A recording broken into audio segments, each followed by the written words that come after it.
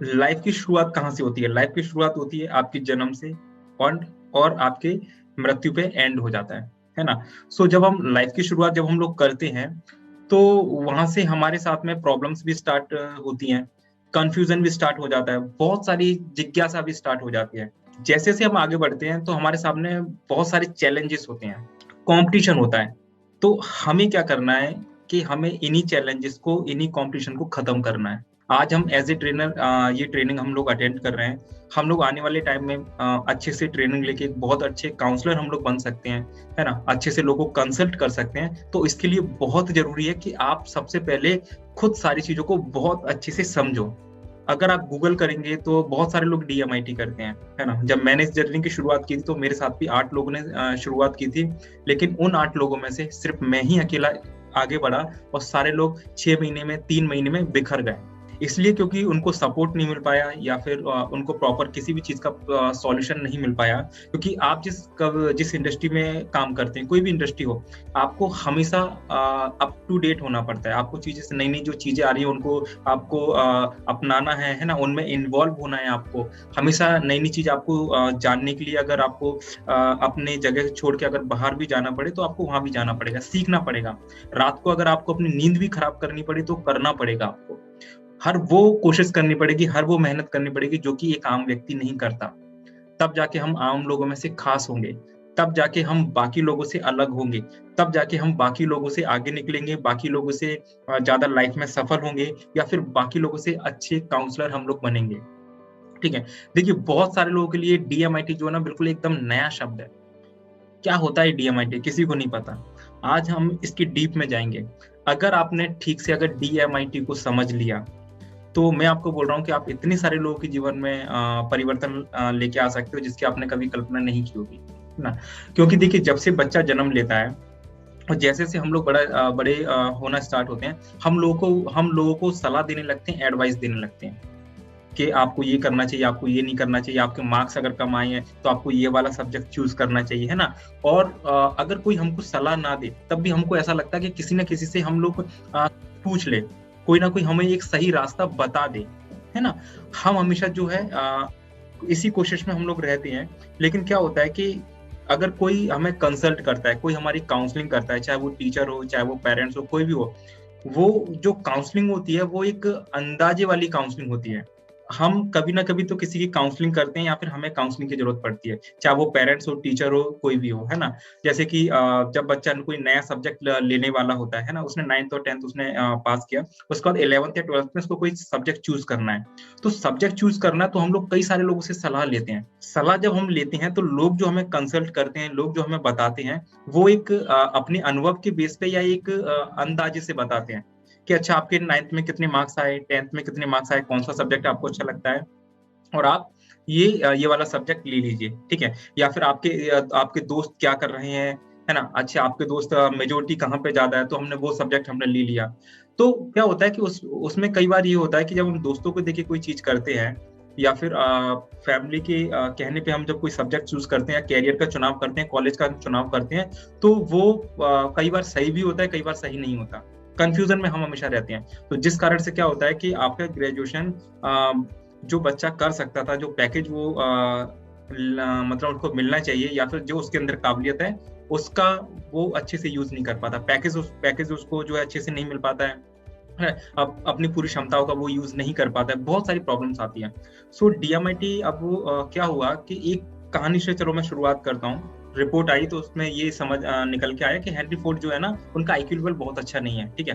लेकिन Henry Ford एक company के मालिक थे, नई नई कार बनाते थे, बहुत सारे डिजाइन उस टाइम पे थे, ऑटोमोबाइल सेक्टर में उनकी धूम थी, है ना? फोर्ड की गाड़ी आज भी जो है ना, बहुत ही ज्यादा एक्सपेंसिव होती है, बहुत ही ज्यादा एक क्लास है उसका, ठीक है? सो जब हेनरी फोर्ड ने जब उनका इतना नाम था, इतनी सारी चीजें थी, उस टाइम पे ये नया नया डीएमआईटी इंट्रोड्यूस हुआ था।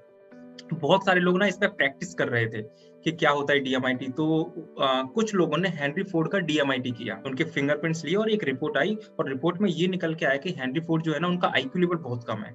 अब आईक्यू लेवल कम है तो ये इंडस्ट्री में सारा कुछ एक चर्चा का विषय बन गया कि हेनरी फोर्ड का आईक्यू लेवल कम है, लेकिन फिर भी ये इतनी बड़ी कंपनी चला रहे हैं, उनके नीचे इतने सारे एम्प्लॉय काम कर रहे हैं, वो इतने ज्यादा पैसे वाले, इतने ज्यादा रईस हैं। अगर उनका आईक्यू लेवल कम है तो इतना वो कैसे कर पा रहे हैं, या फिर रिपोर्ट गलत है, या फिर कह सकते हैं कि हेनरी फोर्ड जो इंसान ही गलत है। तो जब ऐसी चीजें मार्केट में चलने लगी तो बहुत सारे लोगों ने क्या किया कि हेनरी फोर्ड कंपनी की गाड़ियां लेना उन्होंने बंद कर दी, है ना। बहुत सारे मार्केट में, न्यूज़पेपर में बहुत सारी चर्चा का विषय बन गया कि हेनरी फोर्ड ना लोगों को पागल बना रहे हैं, उनका आईक्यू लेवल अच्छा नहीं है लेकिन फिर भी पता नहीं वो कैसे गाड़ियां बना रहे हैं, कैसे क्या कर रहे हैं, या फिर ये रिपोर्ट गलत है। सो जब ऐसा कुछ हुआ तो मीटिंग हुई, और मीटिंग में हेनरी फोर्ड से कहा गया, जो उनकी कंपनी के और भी डायरेक्टर्स थे, कि इस तरह आप ऐसा करो, जिन्होंने DMIT रिपोर्ट बनाई है, जो भी आपने टेस्ट कराया है, उस टाइम में DMIT का ऐसा कुछ नाम नहीं था, जो भी आपने टेस्ट कराया है उनसे जाके मिलो और उनसे जाके पता करो कि ये टेस्ट होता कैसे है, मतलब इसका क्या है, कितना ये ऑथेंटिक है ना, ये सही है, कितना ये सही है, हो सकता है गलत भी, और उनकी वजह से जो है हमारे मार्केट में हमारी वैल्यू खराब हो रही है, हमारे कस्टमर्स जो है वो जा रहे हैं। सो हेनरी फोर्ड जो है ना उनसे मिले जिन्होंने उनका DMIT किया था। तो उन्होंने बोला कि आप मुझे बताओ ये फिंगरप्रिंट से आप कैसे पता करते हो। तो उन्होंने सब कुछ बताया कि फिंगरप्रिंट से ऐसा होता है, वैसा होता है, ये इस तरीके से। सो तो फिर उन्होंने बोला कि अच्छा, आपके अनुसार मेरा आईक्यू लेवल अच्छा नहीं है, लेकिन फिर भी मैं इतनी बड़ी-बड़ी अगर कंपनियाँ चला रहा हूँ, तो मैं फिर कंपनी कैसे चला रहा हूँ? तो जो डी क्योंकि उस टाइम पे DMIT बिल्कुल नया-नया आया था, तो लोगों को इतना पता नहीं था। तो जिन्होंने DMIT किया था उनको भी इतना नहीं पता था। तो उन्होंने बोला कि अब पता नहीं सर आप कैसे क्या कर रहे हो, लेकिन आपके अंदर मतलब आईक्यू लेवल तो आपका अच्छा नहीं है, ये तो बात कन्फर्म है।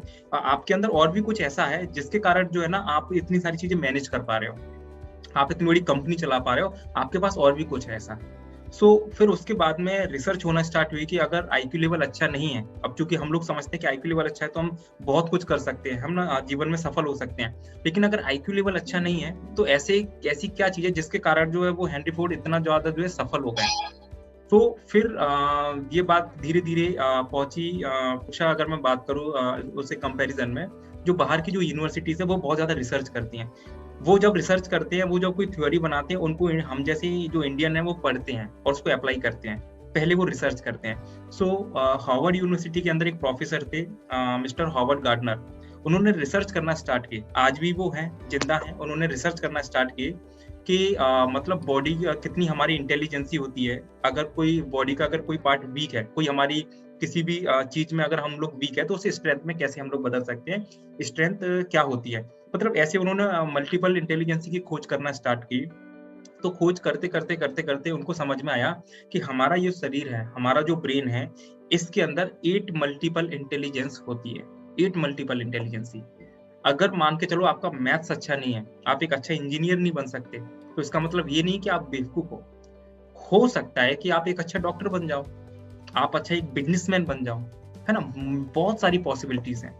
और वहां से उनको ये भी समझ में आया कि मान के चलो कि किसी पर्टिकुलर सेक्टर में अगर आप वीक हो, तो उसको आप स्ट्रेंथ भी बना सकते हो। आप उसको स्ट्रेंथ बना के लाइफ में आगे भी निकल सकते हो, लेकिन शर्त ये है कि सही टाइम पे आपको सही चीज समझ में आ जाए। इस चीज के लिए उनको नोबेल पुरस्कार भी मिला। सो फिर जब ये सारी चीजें हेनरी फोर्ड के न्यूज में दोबारा से वापस आई कि आईक्यू से जरूरी नहीं कि अगर किसी का आईक्यू कम है तो वो मालिक नहीं बन सकता, कंपनी नहीं चला सकता, क्योंकि हमारी बॉडी में 8 मल्टीपल इंटेलिजेंसी होती है। तो फिर DMIT धीरे धीरे बहुत ज्यादा जो है प्रचलन में आने लगा, लोग इसके बारे में और जानकारी लेने लगे, उस पर रिसर्च स्टार्ट हुई। तो DMIT करीब करीब 1962 से जो है इसके ऊपर रिसर्च हो रही है, और काफी सारे ऐसे वैज्ञानिक हैं जिनको इसके लिए नोबेल पुरस्कार भी मिला हुआ है। ठीक है, ये मैंने एक शॉर्ट आपको एक शुरुआत करने के लिए एक स्टोरी मैंने आपको बता दी, है ना।